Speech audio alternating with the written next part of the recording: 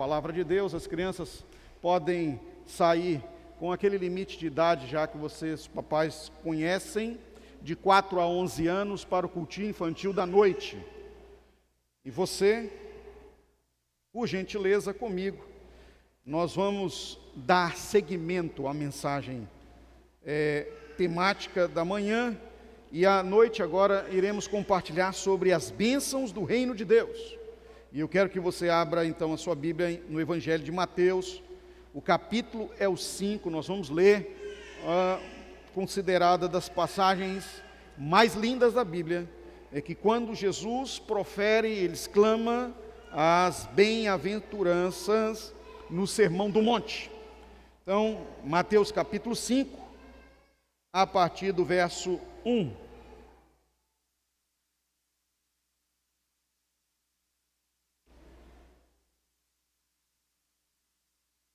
Podemos ler?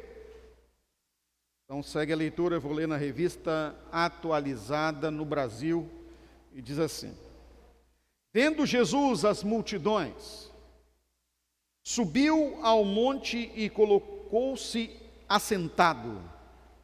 Aproximando-se dele os seus discípulos, ele então passou a ensiná-los, dizendo: Bem-aventurado os humildes de espírito, porque deles é o reino dos céus. Bem-aventurados que choram, porque serão consolados. Bem-aventurados mansos, porque herdarão a terra.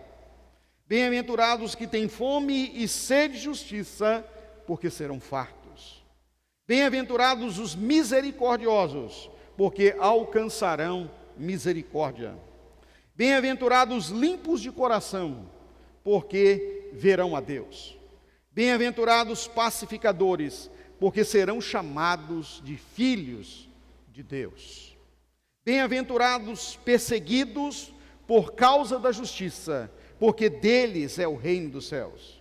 Bem-aventurados sois todos vocês, que por minha causa vos injuriarem e os perseguirem, e mentindo disserem todo mal contra vós. Regozijai-vos e exultai, porque é grande o vosso galardão nos céus, pois assim perseguiram aos profetas que viveram antes de vós. Amém. Pode sentar, por gentileza.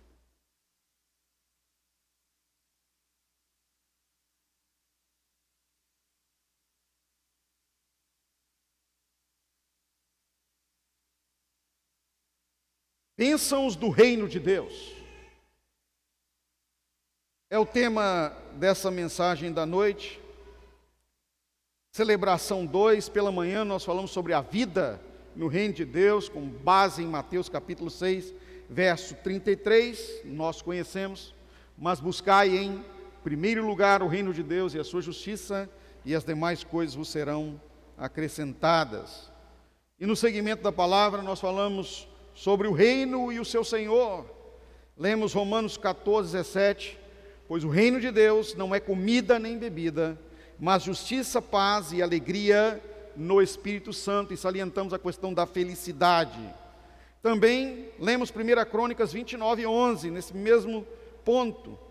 Tua é, Senhor, a magnificência e o poder e a honra e a vitória e a majestade, porque teu é tudo o que há nos céus e na terra. Teu é, Senhor, o reino, e tu te exaltaste sobre todos os senhores. Depois falamos sobre o ponto 2, o reino, além de ser de Deus, ele é o Senhor do reino, ele também é nosso. E o Senhor nos abriu uma grande oportunidade.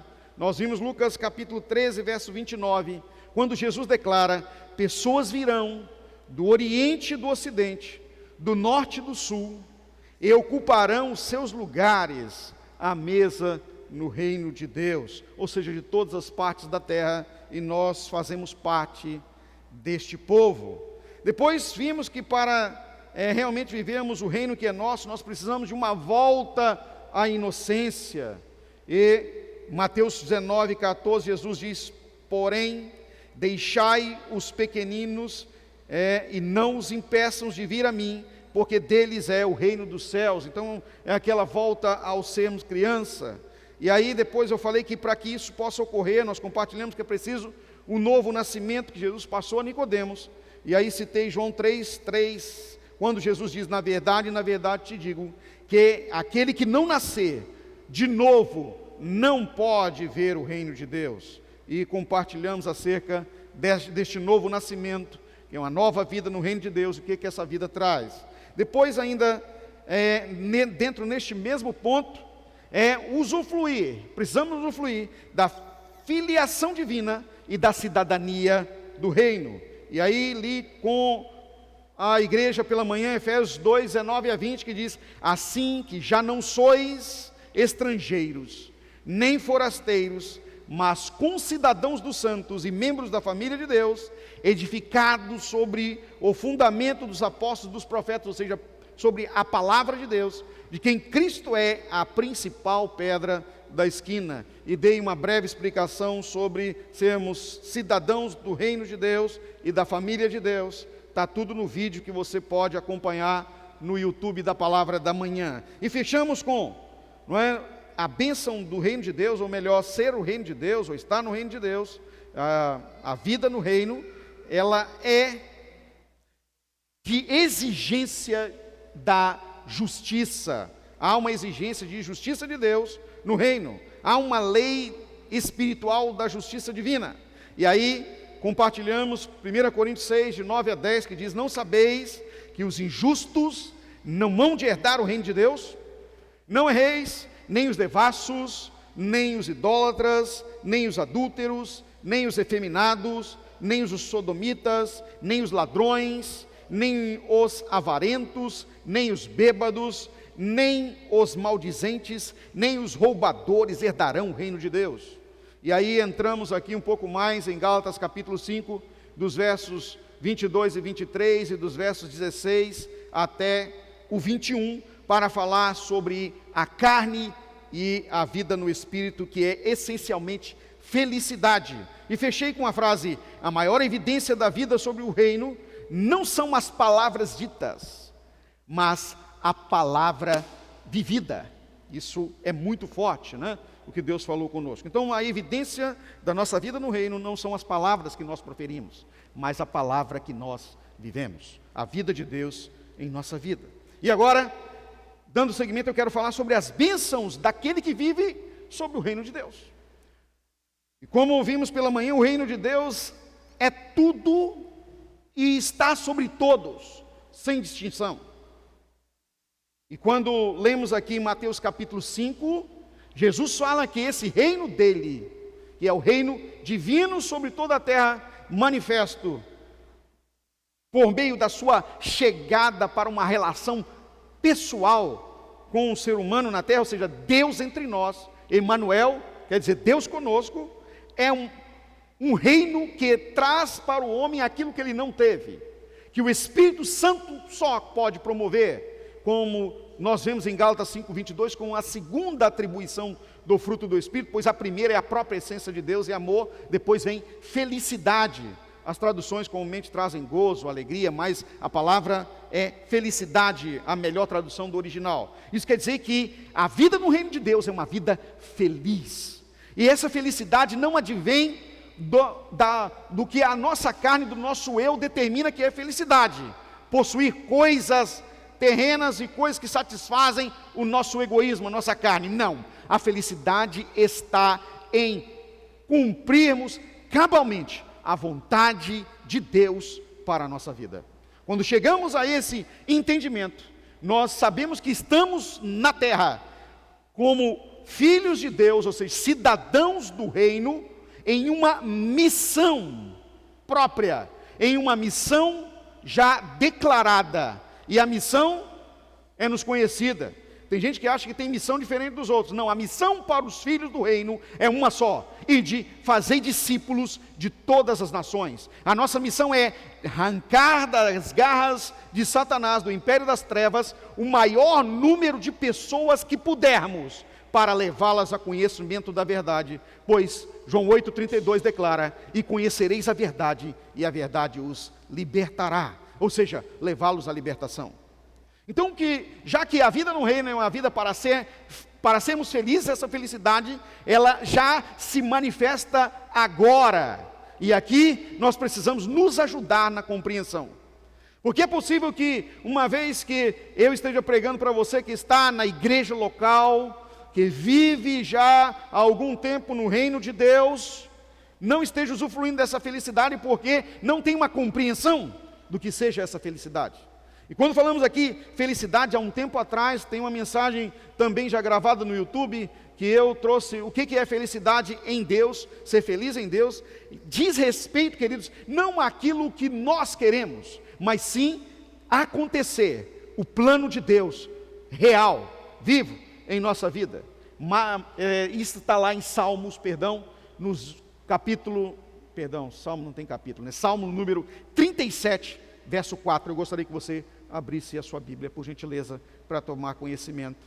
E quando nós entendemos isso, nós amadurecemos espiritualmente e passamos a viver plenamente no reino de Deus, pois é isso que Deus espera de nós. E o salmista, nesta compreensão, então ele compartilhou este salmo, dizendo: agrada-te do Senhor, e Ele satisfará o desejo do teu coração. O verso 5 ele diz: entrega o teu caminho ao Senhor, confia nele e Ele tudo fará. É uma plena ação de Deus a nosso favor, mas primeiro nós precisamos estar felizes, nós precisamos nos realizar, aqui chama-se realização espiritual, no que Deus está fazendo, no que Ele decidiu. Ele decidiu para você uma vida plena nele, e eu preciso estar realizado, me realizar nisso. Uma vez que eu realizo nisso, Ele satisfaz os desejos do meu coração. E aí, os desejos do meu coração não podem ser dissociados dos planos divinos. Os desejos do meu coração têm que ser alinhados ao coração de Deus, um coração igual ao teu. E nós cantamos essa música aí, né? Uma música que se tornou conhecida de todos: dá-me um coração igual ao teu, um coração disposto a obedecer. Dá-me um coração igual ao teu. Só que na hora que Deus vai nos entregar um coração não endurecido, Ele diz: eu vos arrancarei o coração de pedra e colocarei dentro em vós um coração de carne, um coração que realmente me adora. E nós não queremos. Nós queremos aquilo que agrada-nos. E aí vem vem o apóstolo dizendo que nós erramos por isso. Vocês erram, porque na hora de orar, vocês não oram a vontade de Deus, oram o que vocês querem. Pedis e não recebeis, porque pedis mal, para gastardes em vossos próprios deleites, ou seja, para agradar o nosso próprio coração. Agora, quando nós vamos para a oração, compartilhar com o Senhor, relacionamento com Ele, não para fazer o que o nosso ego quer, mas sim o que Deus deseja e planeja para a nossa vida, Ele não só faz tudo quanto Ele quer, quanto melhora, quanto nos traz uma felicidade plena e realiza em nós muito mais do que aquilo que nós imaginávamos e pensávamos. E é isso que nós precisamos entender. Se enquanto não nos amadurecermos nisso, nós vamos ficar batendo cabeças, vamos estar dando murros em ponta de faca, como diz o ditado, e não conseguiremos chegar a lugar nenhum, porque você quer realizar aquilo que é impossível para você realizar, pois a palavra de Deus diz que sem Ele nada nós podemos fazer. E quando diz nada, é 100%. Não podemos alcançar um bom emprego se Deus não agir. Não poderemos ter a nossa casa própria se Ele não executar. Não teremos saúde se Ele não nos proteger. Não teremos liberdade de andar, ir e vir, se Ele não providenciar a nossa liberdade. Entenda, nós somos totalmente dependentes de Deus. E enquanto isso não acontece, ficamos frustrados. Aí tem gente depressiva, tem pessoas que acham que a vida é uma ruína, casamentos destruídos, não tem felicidade. E Jesus aqui traz 10 expressões, 10 exclamações de bem-aventurança. Preste atenção no que eu acabei de falar. 10 expressões de bem-aventurança. E quando você vai para a Bíblia no Antigo Testamento, logo de pronto, vem algumas coisas com o número 10. A primeira, as 10 pragas que Deus utilizou no livro do Êxodo para mostrar a um povo rebelde que se achava reis e senhores e deuses do mundo, que Ele era o único Deus. Então, 10 afirmações da divindade de Deus pelas pragas no Egito. Mas o melhor de tudo é que Ele apresentou as 10 leis lá na Torá, não é? Os 10 mandamentos, 10 leis, 10 mandamentos, a lei de Deus. Agora, essa lei não foi possível trazer felicidade ao povo, porque dependia de uma ação daqueles que eram incapazes de agir para que a felicidade os alcançasse. E aí Jesus vem dizendo: eu tenho para vocês 10 bênçãos que vocês podem alcançar se entregarem completamente a vossa vida ao amor. Se me amardes e guardardes as minhas palavras, então vocês serão verdadeiramente meus discípulos. Quando Jesus fala isso, ele então demonstra que a felicidade é possível para aquele que executa a sua vida alinhada à ordem e à vontade de Deus. Essa é uma mensagem, queridos, que que eu fosse pregar com todas as letras e tudo quanto tenho para compartilhar com você. Seria uma mensagem recorde de tempo para pregar. Eu acho que eu levaria de 10 a 11 horas falando só sobre o que Deus me deu para falar acerca das bem-aventuranças. Mas eu vou resumir aqui hoje em menos de 35 minutos. Então, em nome de Jesus, aproveite tudo que Deus tem para você e leia novamente cada uma dessas afirmações das bem-aventuranças. E quando Deus me permitir, vou fazer uma mensagem sobre cada uma delas para pregar no Tadel, para que você possa crescer e amadurecer no Espírito e usufruir tudo que o Espírito Santo tem para dar à sua vida, desde que você entenda que precisa amar e obedecer. Então vamos lá aqui ainda mais. Quando Jesus profere as bem-aventuranças, há um detalhe na tradução do grego para o hebraico. Não do grego para o latim, mas do grego para o hebraico. Porque essa mensagem, essa passagem, ela foi escrita originalmente no grego koiné, o grego comum dos tempos de Jesus. Mas a tradução desta passagem para o hebraico antigo trouxe uma expressão importantíssima. Ashei, no hebraico. É como se fosse um espirro.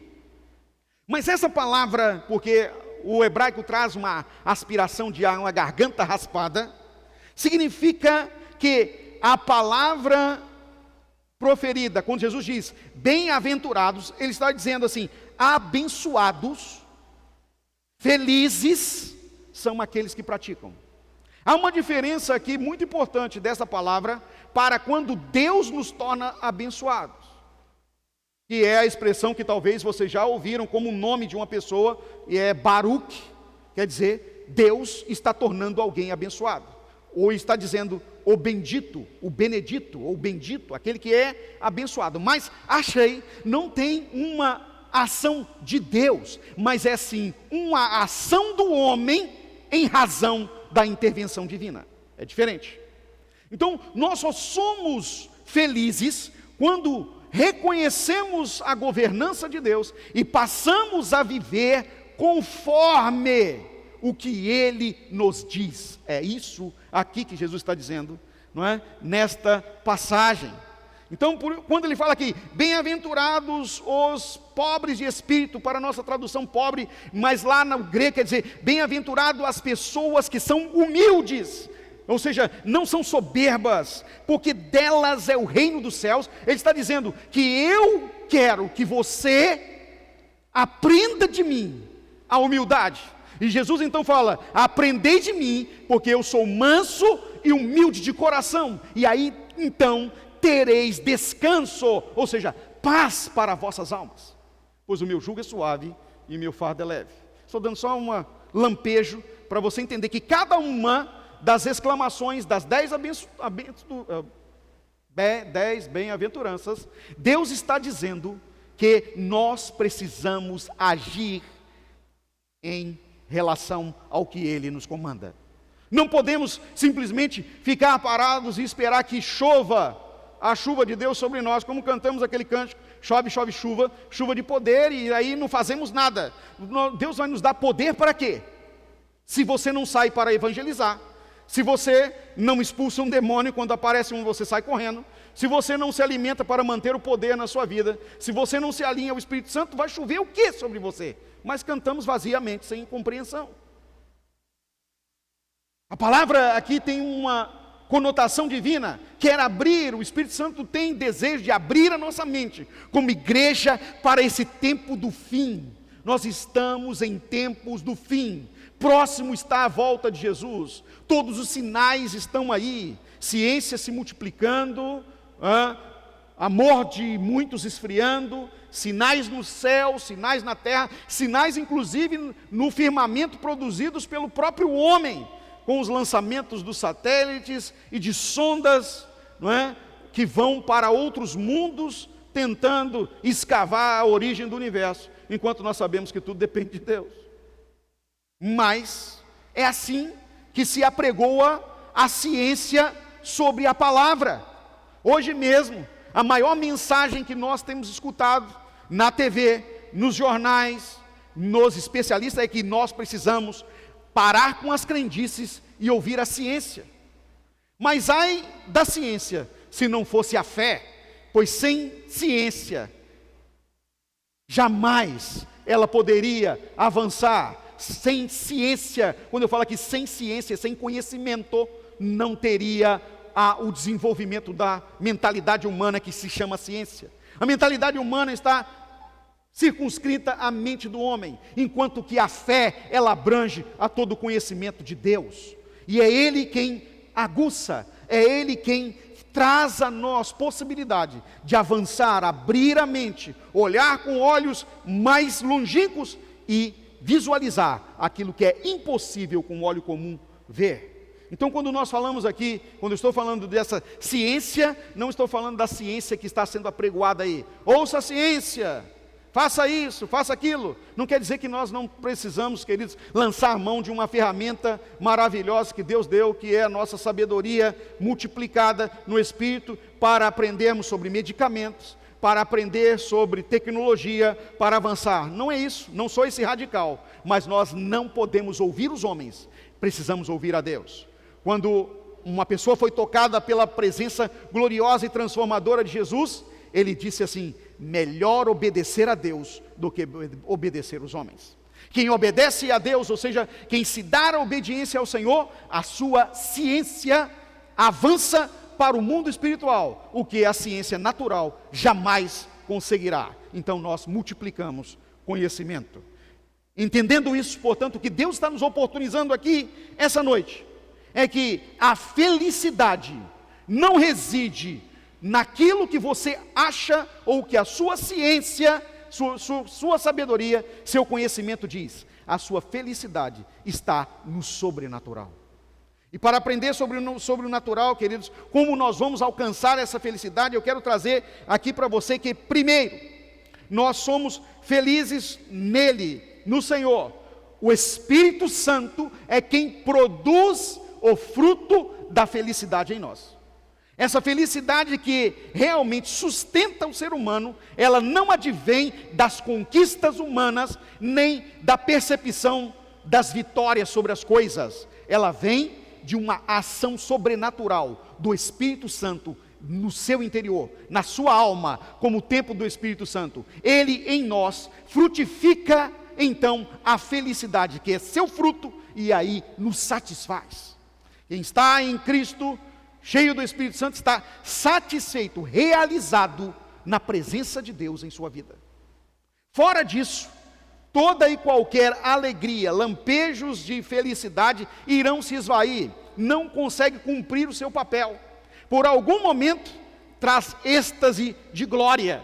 É por isso que o viciado em drogas precisa todas as vezes voltar à droga, pois quando passa o seu efeito, ele precisa renovar aquilo que satisfaz o seu interior, e aí então procura mais, e mais, e mais, e nunca se satisfaz, até perder a própria vida. Esta ganância pela felicidade das coisas, há um alerta de Deus para nós com relação a isso. Cuidado, não se dê a isso, pois aqueles que querem ganhar o mundo, perderão a sua alma, mas aquele que entregar a sua alma a mim, achará. O que nós precisamos, portanto, é uma ação de entrega incondicional da nossa vida ao Espírito Santo, deixar com que Ele governe-nos, abrir mão da nossa governança, como nós aqui compartilhamos sempre, deixar que a vida de Deus seja vivida em nós. Aí então, Ele frutifica, Ele realiza por meio da minha vida, primeiro no meu interior, a felicidade. E aí acontece como aquilo que a palavra de Deus diz: rios de água viva fluem do meu interior. Qual a ação, portanto, que eu preciso para que isso realmente aconteça? É preciso entender, queridos, que as bem-aventuranças são aqueles que são felizes, mas isso é resultado de uma obediência incondicional ao Rei dos Reis. Olha o que o próprio Deus disse acerca do povo de Israel, ainda em sua formação pós o Egito, logo próximo ter ele dado as 10 leis, ou os 10 mandamentos, como a maioria diz. Ele diz assim, Deuteronômio 5:29, quem dera eles tivessem sempre no coração esta disposição para temer-me e para obedecer a todos os meus mandamentos. Assim, olha só, assim tudo iria bem com eles e com seus descendentes para sempre. Vamos repetir? Assim tudo iria bem com eles. Uau, não é tudo o que nós queremos? Quem quer que na sua vida tudo vai bem? Levante sua mão e diga amém. Mas Deus diz aqui, quem me dera se eles tivessem disposição em seu coração para me temer e obedecer. Quem dera.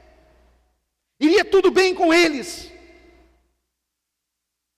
Lançar as nossas mãos, queridos, e tudo em que tocarmos ser abençoado. Tudo quanto fizermos prosperar. Toda vitória que sonharmos alcançar. Todos os planos derem certo. Deus diz, quem me dera se eles tivessem um coração prontos a obedecer, como diz uma tradução, e amantes de meus mandamentos, então seriam felizes. Ainda Jesus, isso aqui foi o próprio Deus, o Deus guiador do povo de Israel, agora Jesus em João capítulo 14, verso 15, texto que eu citei logo no início dessa mensagem, ele coloca uma condicionante: se vocês realmente me amam, vocês obedecerão a minha palavra. Ou seja, tem uma outra tradução que diz assim: se vocês me amam, obedecerão os meus mandamentos, obedecerão aquilo que eu digo. Não dá, querido e querida, para sermos felizes plenamente. Dizemos que amamos a Deus, quando na verdade amamos a nós mesmos. Aquilo que nos agrada, aquilo que nos apraz, ou o desejo que está em nós, e não o que agrada a Deus. Aquele que ama a Deus faz tudo para agradá-lo. É como um novo namorado que é apaixonado pela princesa de sua vida, investe tudo o que tem, e a maioria das horas do dia, compra presentes, faz o que é possível para conquistar o coração daquela que ele tanto ama, para demonstrar, não com palavras, mas como eu compartilhei aqui pela manhã, com os atos, que o amor realmente existe. Ela é, para ele, prioridade. O que ela faz é prioridade. As coisas que ela diz são prioridades. É dessa forma que Deus nos ama. Nós somos prioridade para Ele. Estou falando aqui não prioridade de adoração, mas prioridade de comprometimento, prioridade para serviço, prioridade para abençoar e socorrer. É o mesmo que nós precisaríamos para com Deus. Por isso Mateus 6,33, a palavra da manhã: mas buscai com prioridade, ou seja, em primeiro lugar, o reino de Deus, ou seja, as coisas que interessam a Deus, pois quem ama faz tudo de coisas para que a pessoa amada veja com seus atos que ela é objeto de seu amor. Mas precisamos saber um pouquinho mais. Além de vermos que os resultados da bem-aventurança, ou seja, das declarações, as 10 declarações, são para a felicidade, nós sabemos agora pela palavra que são resultado da obediência, ou seja, de um coração alinhado ao coração de Deus, daquilo que Ele quer, e aí então nós vamos receber tudo dele. Quem me dera eles tivessem um coração prontos a obedecer. A outra, para fechar, são resultado das nossas ações, é que faz com que também em Deus sejamos felizes. As bem-aventuranças mostram muito bem isso. Por exemplo, quando diz bem-aventurados misericordiosos, porque eles alcançarão misericórdia. Essa passagem, bem-aventurados misericordiosos, ou seja, eles dão de si para outras pessoas, e aí então receberão tudo de mim para com eles. Olha, porque a palavra misericórdia, afinal, ela é atributo pessoal de Deus. Bem-aventurado, portanto, os misericordiosos, porque eles alcançarão, Jesus está dizendo, de mim a misericórdia. Quando ele fala a misericórdia, é a misericórdia plena, liberdade infinita. E com isso, nós precisamos conhecer o que Paulo diz aos Efésios, capítulo 2, verso 10. Abra comigo, por gentileza, a sua Bíblia, ou acompanhe na tela.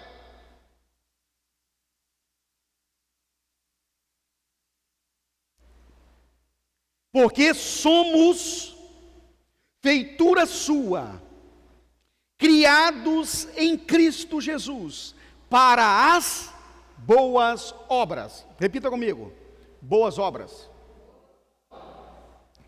as quais Deus preparou para que andássemos nelas. Perceba, não são as suas obras, porque as nossas obras, Deus diz que elas são más.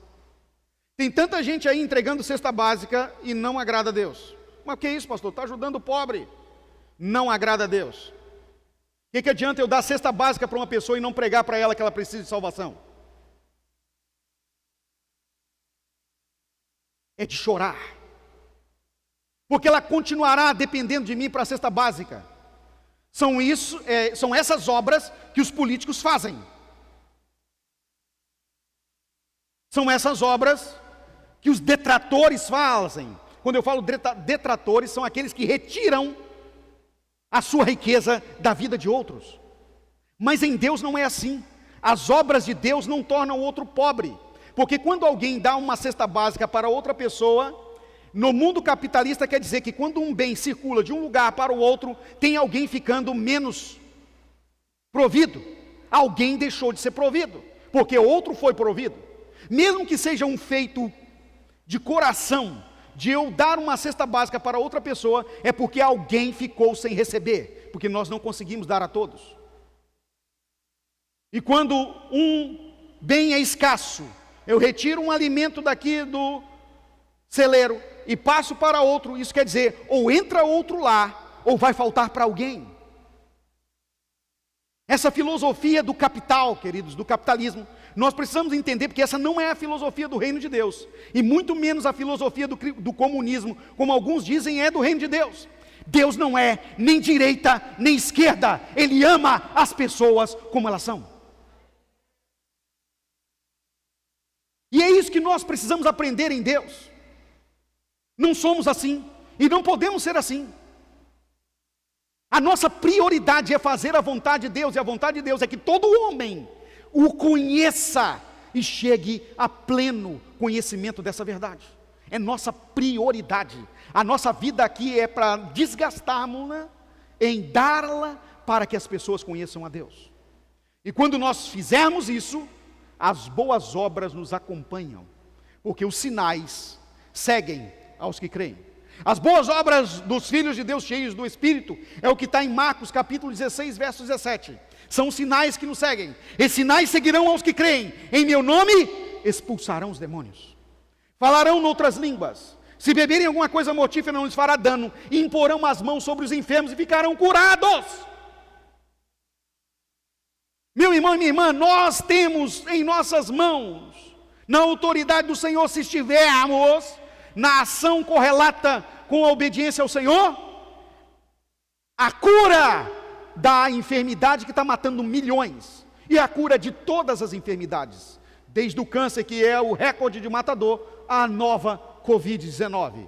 Nós podemos curar as pessoas, porque os sinais seguem aos que creem. Mas por que não vem acontecendo? Por que são muito poucos os que têm a coragem de fazê-lo? Primeiro, há uma pregoação para dizer que precisamos de afastamento. Como vai impor as mãos sobre alguém que você não pode nem chegar perto?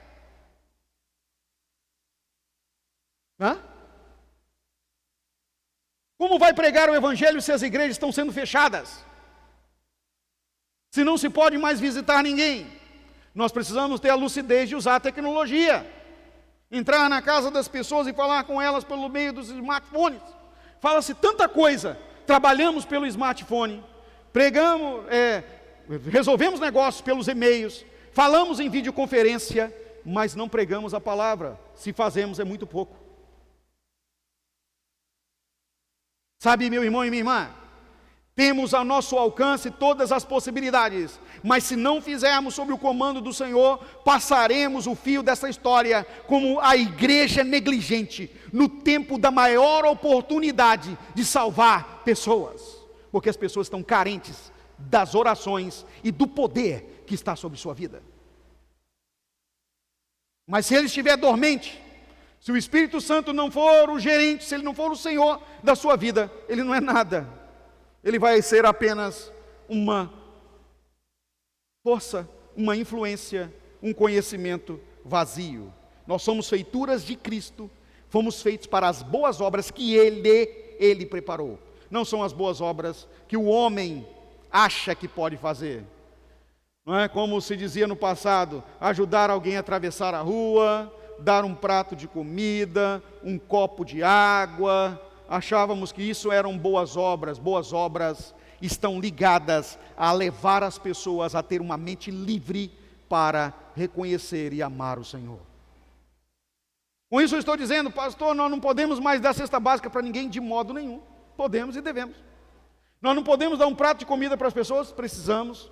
Copo com água, sim. Ajudar a atravessar a rua, sim. Porque tudo isso são práticas de amor, mas elas não são determinantes para que o Espírito Santo entre na vida de uma pessoa depois de convencê-la do pecado, da justiça, do juízo. Pois o papel ele faz de convencimento, porque o Senhor não falha, mas o nosso papel de conduzi-las a serem discípulos de Jesus, nós ficamos bem distante deles. Então é isso que Deus espera de nós, que venhamos a vivenciar as bem-aventuranças, não porque somos merecedores, mas porque Ele já determinou que aqueles que alinharem-se à sua governança serão muito felizes. Ele já determinou, Ele já diz o que temos que fazer, Ele já nos abriu os olhos, a visão para tudo isso. Nós só precisamos nos deixar governar pelo Espírito Santo. Então, para fechar essa palavra, eu quero trazer a você uma frase que diz assim: as bem-aventuranças somam um número de 10 exclamações de Jesus e mostram que a felicidade advém da livre obediência e não da força da lei. Ela vem da livre obediência e não da força da lei. O que nós precisamos, queridos, é seguir a Deus, é estar no Senhor, estar no reino de Deus, não por obrigação, mas porque nós livremente decidimos ter Jesus em nossa vida. Que Deus multiplique essa palavra em sua vida para mudar a forma como você está vendo as coisas. Não veja com os olhos naturais, mas procure a visão espiritual. Deus multiplique na sua vida.